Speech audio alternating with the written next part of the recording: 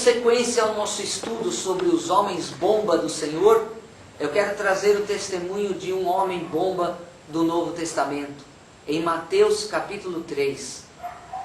E naqueles dias apareceu João Batista, pregando no deserto da Judeia, e dizendo: arrependei-vos, porque é chegado o reino dos céus. Porque este é o anunciado pelo profeta Isaías, que disse: voz do que clama no deserto, preparai o caminho do Senhor, endireitai as suas veredas. E este João tinha as suas vestes de pelos de camelo e um cinto de couro em torno de seus lombos, e alimentava-se de gafanhotos e de mel silvestre. Então ia ter com ele Jerusalém e toda a Judéia, toda a província adjacente ao Jordão, e eram por ele batizados no rio Jordão, confessando seus pecados.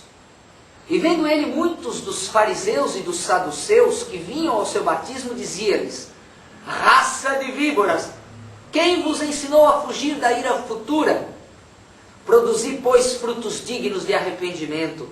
E não presumais de vós mesmos, dizendo: temos por pai a Abraão, porque eu vos digo que mesmo destas pedras Deus pode suscitar filhos a Abraão.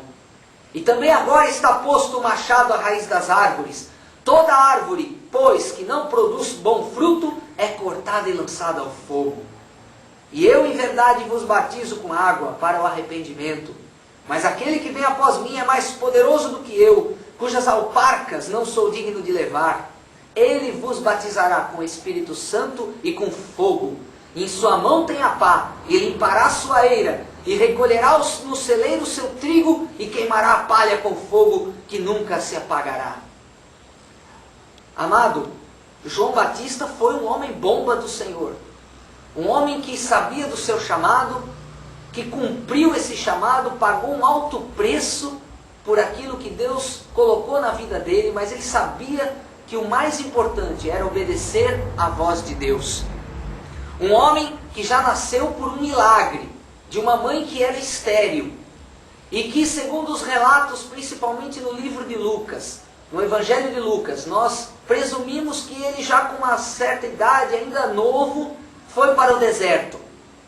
Então agora você imagina esse homem já adulto, chegando ali diante do rio Jordão, vestido de pelo de camelo, comendo gafanhotos, um homem cheio de areia do deserto sobre si, porque vivia no deserto.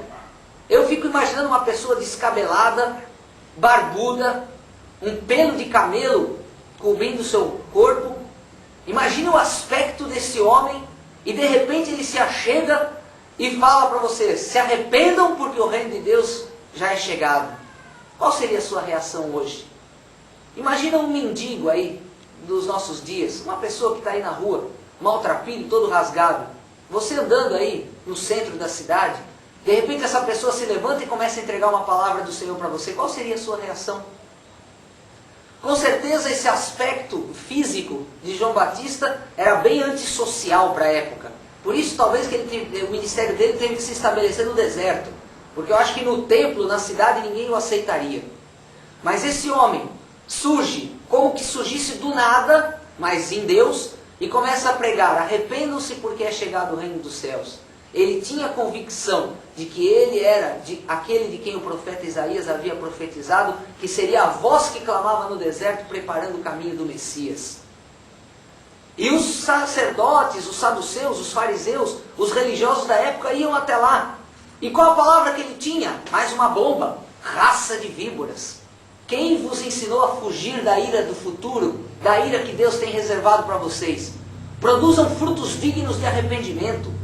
João Batista não se intimidava porque aqueles homens fossem famosos, fossem religiosos da cidade, do templo, da sinagoga.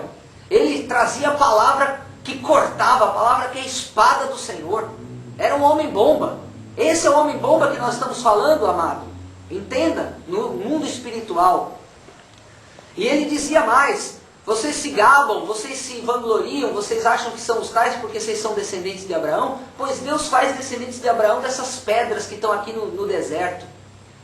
Mas eu vejo também um aspecto interessante que nós aprendemos na personalidade de João Batista.